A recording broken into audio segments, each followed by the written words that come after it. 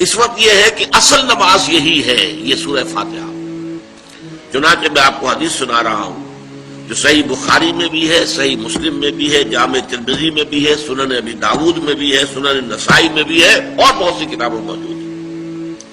اور یہ عن عبادہ بن صامت رضی اللہ تعالی عنہ، حضرت عبادہ بن صامت سے ہے مرفوعا کہ حضور نے فرمایا لا صلاۃ لمن لم یقرأ بفاتحۃ الکتاب، اس شخص کی کوئی نماز نہیں ہے جس نے کہ سورہ فاتحہ کی تلاوت نہیں کی۔ اب اس سے ہمارے ہاں ایک بڑا اختلاف پیدا ہوا، وہ نوٹ کر لیجیے۔ ایک رائے یہ ہے آپ اگر علیحدہ نماز پڑھ رہے ہیں تو ظاہر بات ہے کہ آپ کو ہر رکعت میں خود پڑھنی ہی پڑھنی ہے سورہ فاتحہ۔ جب باجماعت پڑھ رہے ہیں اب کیا شکل، امام پڑھ رہا ہے سورہ فاتحہ تو کیا مقتدی کو بھی پڑھنی چاہیے؟ اس حدیث میں جو الفاظ کی شدت ہے اس کی بنا پر رجحان یہ ہوتا ہے کہ یقیناً اس صورت میں ہر شخص کو لا صلاۃ لمن لم یقرأ بفاتحۃ الکتاب، جس نے کہ فاتحہ کی تلاوت نہیں کی، قرأت نہیں کی، اس کی کوئی نماز ہی نہیں۔ تو یہ موقف ہے امام شافعی کا، یہی مسلک ہے ہمارے اہل حدیث بھائیوں کا کہ آپ چاہے اکیلے نماز پڑھ رہے ہو، چاہے امام کے پیچھے پڑھ رہے ہو، اور چاہے امام جو ہے وہ جہری رکعت پڑھا رہا ہے اور چاہے سری رکعت پڑھا رہا ہے۔ خاموشی والی رکعت سورہ آپ کو معلوم ہے کہ نماز جو ظہر اور عصر کی ہے تو چاروں رکعتیں جو ہے وہ سری ہے، مغرب کے اندر آ کر دو جہری ہیں ایک سری ہے، عشاء میں آ کر دو جہری ہیں دو سری ہیں، سورہ اور نماز فجر کے اندر دونوں جو ہیں وہ جہری ہیں۔ تو چاہے جہری ہو چاہے سری ہو، آپ کو بھی لازماً جو مقتدی ہے اسے بھی سورہ فاتحہ پڑھنی ہوگی۔ اب اس کے لیے انہوں نے یہ طریقہ جو ہے تلقین کیا ہے کہ امام تیزی سے نہ پڑھے، رک رک کر پڑھے الحمدللہ رب العالمین، اس کے بعد اتنا وقفہ دے دے کہ جو مقتدی ہے وہ بھی کہہ لے اپنے دل میں یا اب پڑھ لے الحمدللہ رب العالمین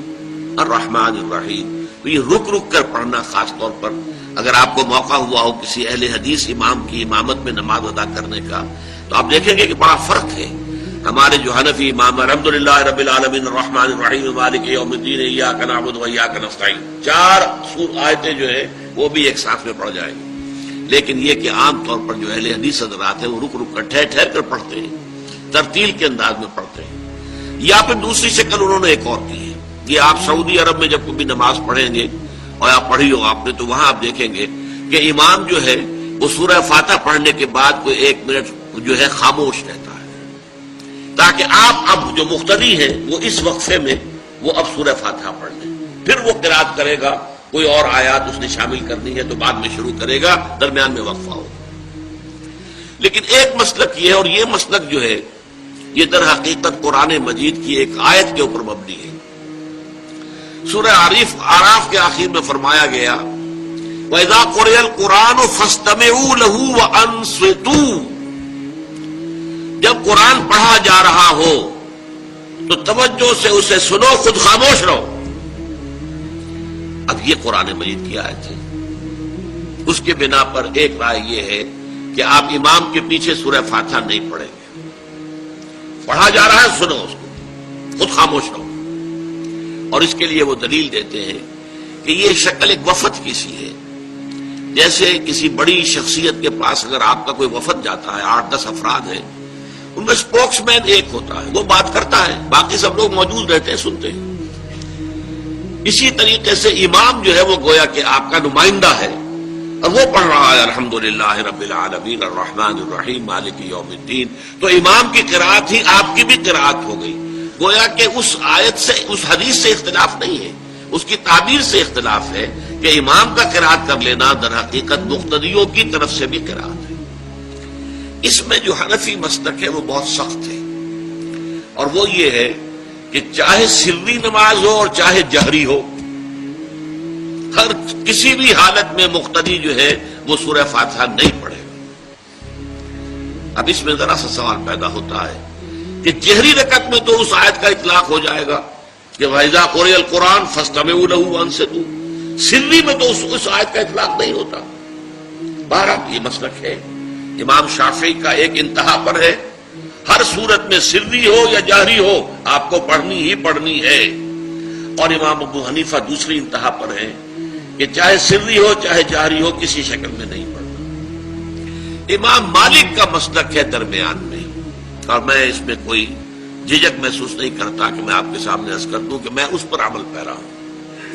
وہ کیا ہے؟ جہری نماز میں خاموش رہو اور سنو، اس آیت کا اطلاق ہو جائے گا جب بلند آواز سے پڑھ رہا ہے امام تو پوری توجہ، فاستمعوا لہ، اپنی پوری توجہ کو اس کے سننے کے اوپر مرکوز کر دو اور خود خاموش رہو۔ سری رکعت میں البتہ جبکہ وہ بھی خاموشی سے پڑھ رہا ہے، آپ بھی خاموشی سے پڑھ رہے ہیں۔ بہرحال ان چیزوں میں نے یہ سب کچھ بیان کیا ہے تو اس سے جو میرا مقصود ہے وہ یہ ہے کہ معلوم ہو جائے کہ اس میں کوئی بڑی بنیادی بات نہیں ہے، نہ یہ کہ جو حنفی ہیں وہ اس حدیث کا انکار کرتے ہوں کہ لا صلاۃ لمن لم یقرأ بفاتحۃ الکتاب، کیسے وہ انکار کریں گے؟ اور نہ ہی کوئی جو حنبلی ہے یا اہل حدیث ہے وہ قرآن کی اس آیت کا اختلاف جو ہے وہ اختلاف کر سکتا ہے کہ اذا قرئ القرآن فاستمعوا له وانصتوا، لیکن یہ کہ اس کے پھر اس سے جو احکام کا استنباط ہے اس میں اختلاف ہو جاتا ہے، تو اس کو نہیں سمجھنا چاہیے کہ یہ کوئی بہت بڑی اہمیت والی بات ہے۔